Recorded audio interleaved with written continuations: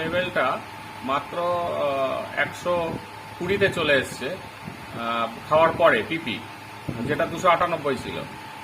এবং আমার weight less হয়েছে 1 মাসে হচ্ছে 5.5 কেজি।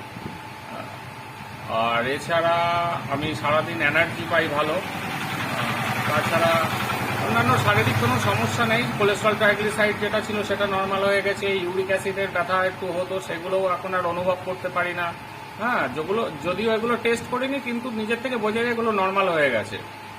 এখন বর্তমানে কোনো অ্যালোপ্যাথি ওষুধ আমি খাই না, শুধুমাত্র স্ক্রাবজেন আর রিজেন প্লাস এই দুটোই খাই এবং খেয়ে ভীষণ উপকৃত। এবং আমার ওয়াইফ উনিও খান। 12 দিনের মধ্যে উনি অনেকগুলো উপকার পেয়েছে। সারাদিন কাজের এনার্জি, ওনার স্কিনে একটা সমস্যা ছিল, সেই স্কিনের সমস্যাটা 50% 12 দিনের মধ্যেই কমে গেছে।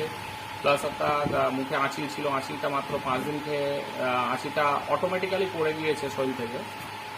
উনিও মানে এই প্রোডাক্টের জন্য খুবই পাগল, মানে এটা খেতে চান উনি সবসময়।